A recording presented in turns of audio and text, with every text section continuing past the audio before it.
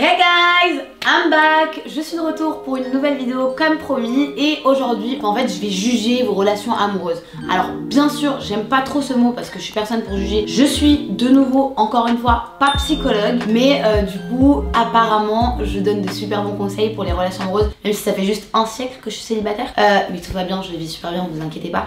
Mais du coup, si je peux vous donner des petits tips et vous donner un peu tout simplement mon avis à moi, qui est un avis extérieur, et je pense que ça peut vous aider, du moins j'espère. Donc il y a quelques temps, j'ai posté une petite story sur mes réseaux sociaux et je vous ai demandé de me raconter un peu vos expériences, vos soucis, que vous soyez célibataire, en couple, divorcé, marié, sex friends. Et du coup j'ai eu plein de retours, donc du coup j'en ai sélectionné quelques-uns. Je vais malheureusement pas pouvoir parler de toutes les situations amoureuses que j'ai reçues. Alors sachez que dans cette vidéo, toutes les voix que vous allez entendre, ce sont des voix qui sont modifiées pour préserver l'anonymat de chacun et de chacune, parce que du coup je pars du principe où voilà, c'est l'histoire de chacun et c'est déjà super cool que ces personnes là m'aient partagé leur expérience, mais je veux vraiment préserver cet anonymat là.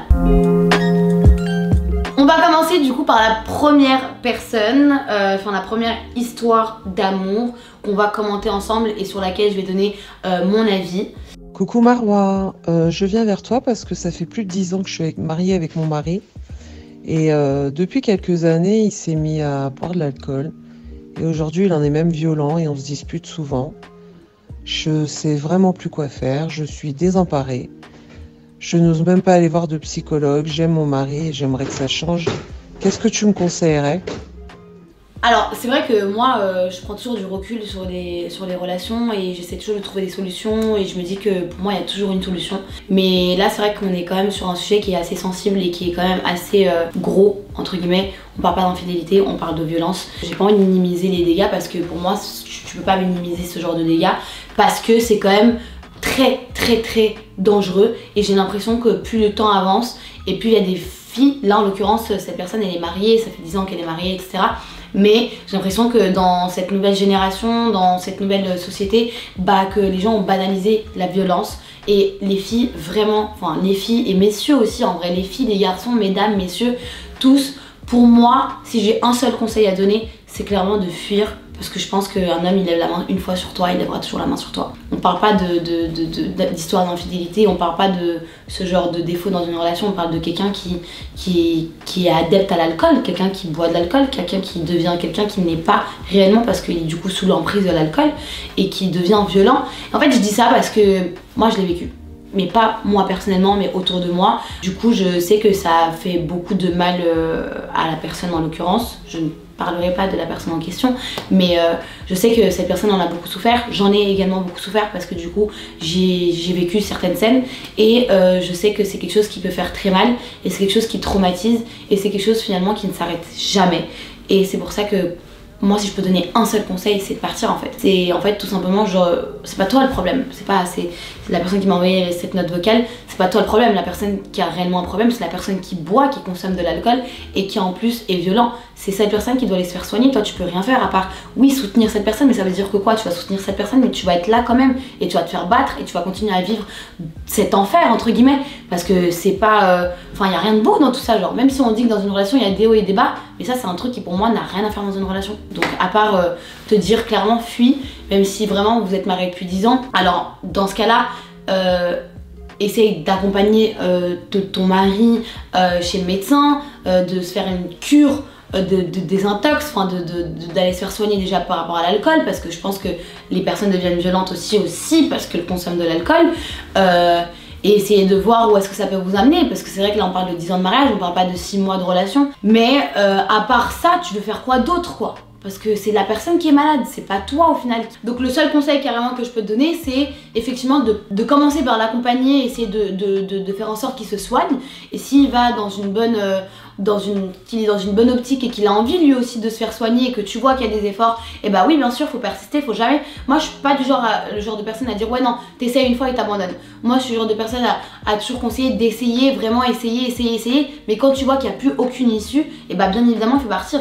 Là on parle de 10 ans de mariage, mais on parle aussi de ta vie et je pense que tu as encore plein d'années à vivre et que même s'il y a des enfants, même s'il y a un mariage autour de tout ça, et qu'il faut que tu penses à toi, il faut être égoïste aussi dans la vie et qu'il faut pas que tu penses qu'à la personne parce que en dehors de tout ça, toi tu souffres.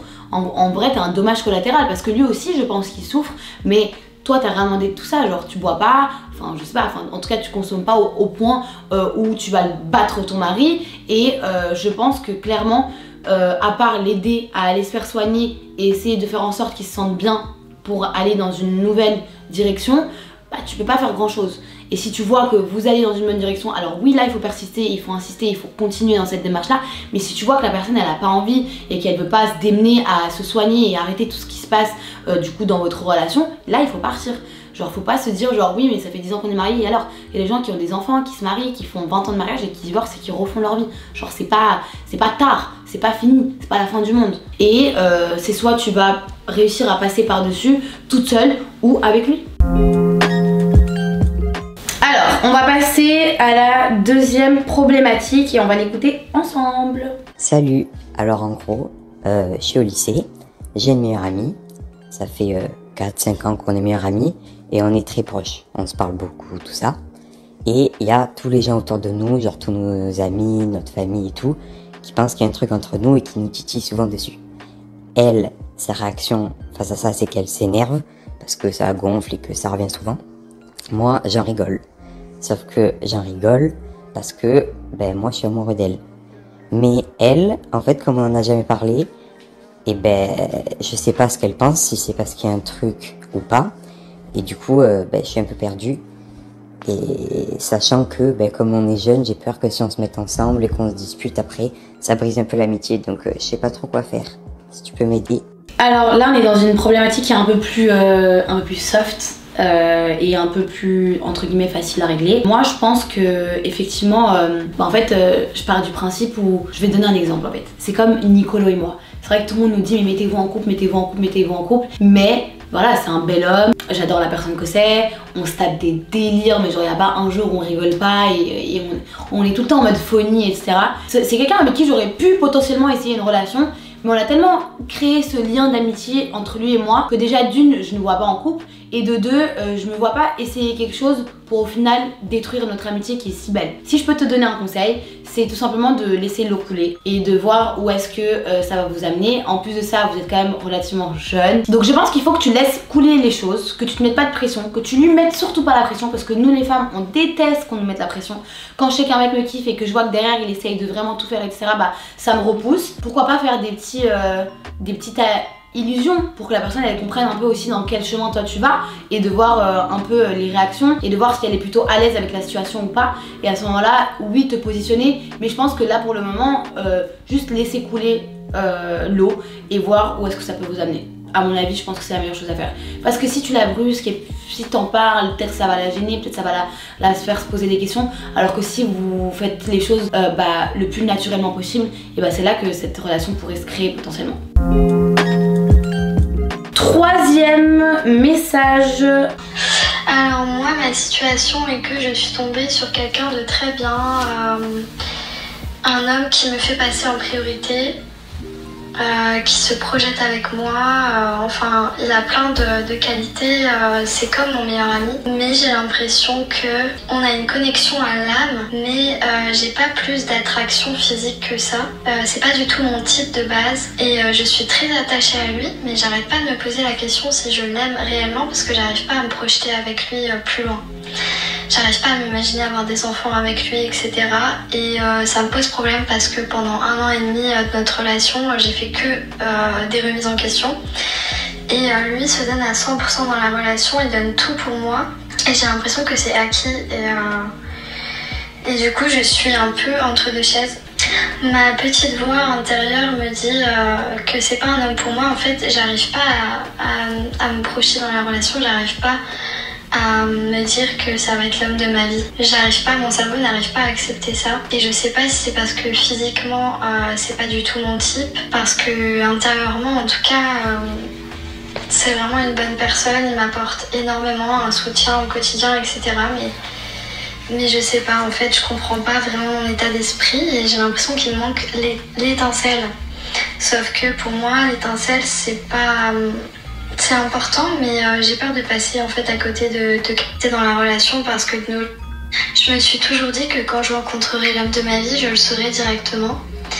Et là, j'arrive pas à me projeter avec cette personne, alors je sais pas si je dois écouter ma petite voix intérieure ou me dire que je dois persister dans la relation parce que de nos jours, c'est rare de trouver une bonne personne. Écoute, pour être très transparente avec toi, il y a quelques temps j'aurais eu un autre discours, mais aujourd'hui avec du recul et avec ce que je vis et ce que je vois autour de moi, bah je pense que, je dis pas que le coup de foudre n'existe pas, mais je pense qu'il existe, mais c'est pas la seule façon de vraiment aimer quelqu'un. Tu peux aussi apprendre à aimer quelqu'un.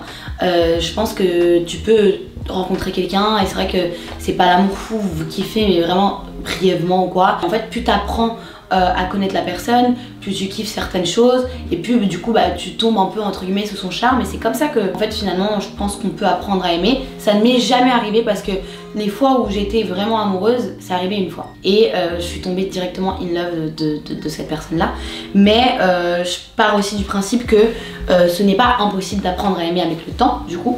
Et en ce qui concerne le physique, bah encore avant j'aurais eu un autre discours, aujourd'hui j'en ai un autre. Mais c'est vrai qu'avant pour moi le physique c'était hyper important. Genre pour moi c'était genre du 50-50.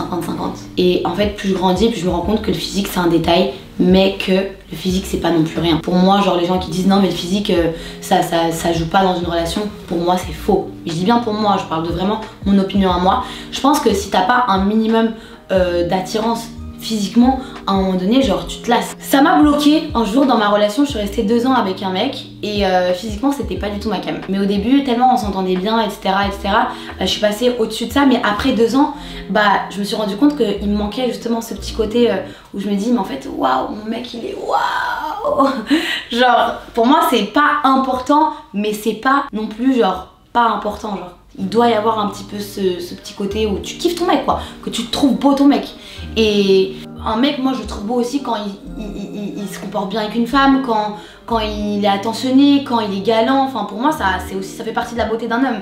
Mais il faut aussi que le mec t'attire un minimum physiquement. Donc le seul conseil que je peux te donner c'est vraiment d'écouter ta petite voix. Je pense que comme on dit quand il y a un doute, il n'y a plus de doute. Que si tu te poses des questions maintenant, c'est que effectivement il y a un problème. Comme je dis toujours, faut toujours s'attacher à la corde, mais qu'à un moment donné genre tu peux plus non plus trop tirer dessus. Mais que si tu vois que tu peux pas non plus aller au-delà de ce que tu arrives à donner, bah qu'il faut savoir arrêter, il faut savoir dire stop. Et c'est pas mal, hein, t'as le droit, ça arrive. Bonjour Marois, comme tu as demandé, je te fais un vocal pour t'expliquer ma situation amoureuse. Ça fait 1 an que je suis plus avec mon ex. On est resté presque 1 an ensemble, mais j'arrive pas à l'oublier, malgré qu'il y ait eu des mauvaises paroles envers moi à la fin de notre relation. J'ai pas envie de gâcher ma vie avec ça et j'ai envie de profiter parce que j'ai que 16 ans. Donc que me conseilles-tu de faire? Bichon, j'espère qu'elle était pas en train de pleurer. Ça va, elle avait l'air d'être très... comme si je pleurais, parce que moi quand je pleure, je parle comme ça. Moi si j'ai un conseil à te donner, c'est vrai que la situation elle est simple, mais c'est vrai que je pense que le ressenti n'est pas forcément simple. Déjà la première chose que je peux te dire c'est déjà genre t'as 16 ans, kiffe, enjoy. Moi si j'ai un conseil à donner, au vu de mon expérience, je me suis mise en couple, ma première relation à 15 ans, ça a duré 2 ans, donc jusqu'à mes 17 ans, et après je me suis mise en couple à mes 17 ans, jusqu'à mes 23 ans, ma relation qui a duré 6 ans. Et je vais pas dire que je regrette, mais c'est vrai que j'aurais préféré vivre ce genre de relation plus tard. Et en fait, à cet âge-là, pour moi, on se découvre, on découvre la vie, on apprend aussi sur nous-mêmes.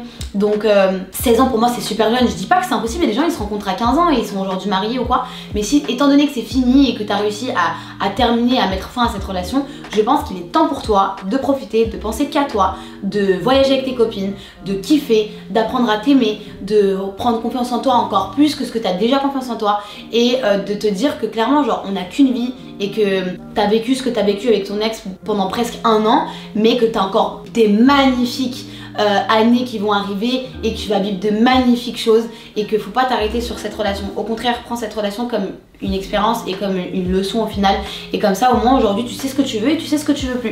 Mais en tout cas je suis contente parce que du coup t'as réussi à mettre fin à cette relation, et là c'est tout simplement la suite du processus qui t'attend, c'est-à-dire comme j'ai dit avant, tout simplement apprendre à vivre toute seule, apprendre à kiffer ta vie, apprendre à enjoy, apprendre à être égoïste aussi, apprendre à t'aimer, à prendre soin de toi, etc. On va du coup découvrir ensemble la dernière problématique que j'ai reçue. Coucou Marois, alors je t'explique ma problématique. Ça fait déjà plusieurs années que je suis avec mon copain. On n'est pas mariés, on n'a pas d'enfants. Tout se passe bien en général. C'est quelqu'un de loyal, de gentil, de généreux. Malheureusement, on a 2 caractères complètement différents. Et c'est vrai que maintenant, niveau sexuel, ça ne va pas non plus. Pendant plusieurs mois, il ne se passe rien. C'est quelqu'un, je pense, qui ne me désire plus à l'heure actuelle, physiquement, moi de même. Et on est comme dans une relation amicale. On est devenus des meilleurs amis, on s'entend très bien, on rigole, mais il n'y a plus de désir entre nous, il n'y a plus la flamme entre nous. Et c'est vrai que c'est très difficile parce que ni moi ni lui, on a envie de se séparer. Et c'est très dur de quitter quelqu'un qui nous a rien fait. Mais le problème est là. Donc je voulais savoir qu'est-ce que tu en penses? Qu'est-ce que je pourrais faire peut-être pour raviver la flamme? Alors, c'est vrai que c'est très délicat, que c'est pas n'importe quelle problématique, d'autant plus que ça fait genre 3 ans que vous êtes ensemble. C'est un peu paradoxal parce que du coup, il y a un côté de moi qui a envie de te dire genre, le sexe pour moi c'est important dans une relation, clairement. Enfin, je pense qu'on est quand même pas mal à être d'accord sur ça. Mais il y a un autre côté aussi de moi qui a envie de te dire que ça arrive en fait. Ça arrive dans des relations et encore plus dans des relations où justement ça fait des années que les gens sont en couple. Bah, c'est encore plus fréquent, ça arrive, c'est beaucoup plus fréquent. Et en fait je pense qu'on peut tous passer par là, mais qu'on n'a peut-être pas tous la méthode pour justement réussir à surpasser cet événement-là. Et surtout que c'est un sujet qui peut être super tabou. Selon les personnes qu'on a en face de nous, selon la personne avec qui on est en couple, tu peux avoir une personne qui est super réservée, qui est super timide, qui n'a pas confiance en lui ou en elle. Donc c'est délicat de venir t'asseoir et dire écoute, ça va pas du tout, au lit c'est nul, etc., etc. Donc c'est un sujet qui est hyper délicat, on est tous d'accord. Et moi je pense qu'il y a une seule solution. Pour moi la solution c'est justement de... toi t'es en position de force et du coup c'est toi qui prends les rênes, que tu sois une femme ou un homme, hein. Peut-être que vous allez vous dire ouais mais c'est à l'homme de faire, mais non, faut arrêter de dire non mais c'est toujours à l'homme de faire. Parfois non, parfois c'est à toi de faire les choses, non en tant que femme. Donc c'est soit tu prends les rênes entre 2 mains et du coup tu te dis bon, je sais que mon mec il est peut-être timide parce que à mon avis si pendant des mois il ne se passe rien et que du coup bah ça a l'air de déranger personne, c'est que soit lui il ose pas en parler, soit il te trompe clairement et puis du coup il trouve son plaisir ailleurs. Donc si ton mec il est timide et il est peut-être pas forcément très à l'aise avec ça, parce qu'il y a des hommes qui sont pas à l'aise avec ça, qui sont pas très ouverts d'esprit, qui ont pas confiance en eux, etc. Et du coup c'est pour ça qu'ils sont pas forcément bien en termes de sexe dans une relation. Donc c'est à toi de prendre, comme j'ai dit avant, les choses en main et d'aller faire bouger les choses, mais pas en t'asseyant et en lui disant genre écoute, franchement tu m'enjailles pas, genre je prends aucun plaisir, non. Parce que du coup là tu vas frustrer la personne, tu vas la braquer et ça pour moi c'est important de faire attention.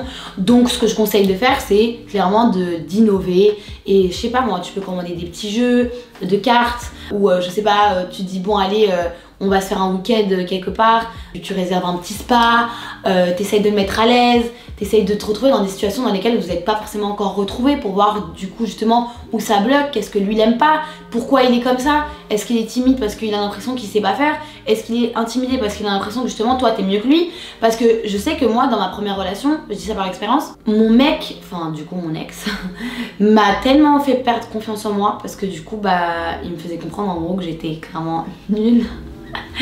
Que du coup bah j'osais plus en fait, j'osais plus, j'étais timide, je me suis dit ok bah je suis nulle là comme ça donc je vais essayer de faire autre chose, mais du coup dans ma tête j'ai organisé, c'était comme un planning et du coup c'était tellement pas naturel et du coup bah je faisais tout mal et du coup le fait de voir que entre guillemets je satisfaisais pas la personne qui était en face de moi, bah moi ça me braquait et du coup je faisais plus rien.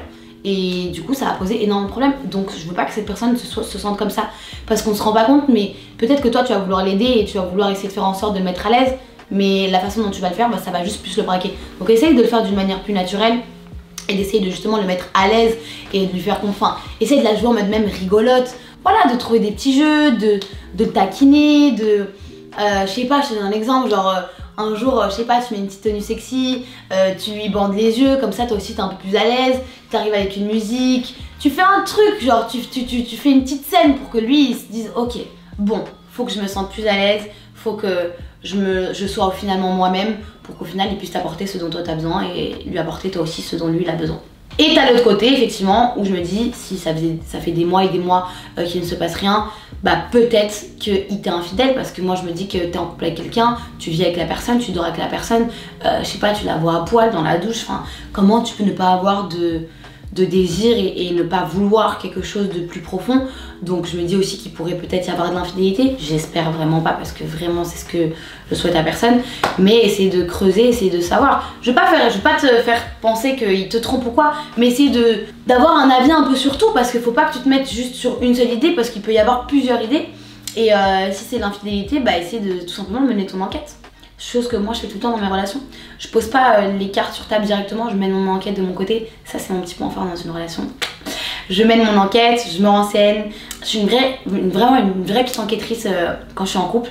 Et une fois que j'ai tous mes entre guillemets indices, tous mes points, bah c'est là que je mets tout dans l'ordre et que je sais du coup s'il me trompe ou pas. J'espère que cette vidéo vous aura plu, j'espère que j'aurai répondu aussi à toutes vos questions, j'espère que mes conseils vont être de bons conseils. N'hésitez pas à me faire un petit retour pour les personnes à qui j'ai répondu et qui se sont du coup reconnues sur cette vidéo, à me faire un retour si vous avez mis tous mes conseils à plat, est-ce que ça a changé quelque chose ou pas. Et pour les autres personnes qui nous suivent et qui nous regardent, n'hésitez pas aussi à commenter et donner votre avis sur les situations pour lesquelles du coup on a parlé aujourd'hui. N'hésitez pas à partager la vidéo, à liker la vidéo et surtout vous abonner parce que je pense que vous êtes même pas prêts des prochaines vidéos qui arrivent. Ça va être super fun, ça va être rigolo, ça va être genre moi quoi, la folle un peu, vous allez me voir sous un autre angle. Donc vraiment n'hésitez pas à vous abonner et rester à l'affût.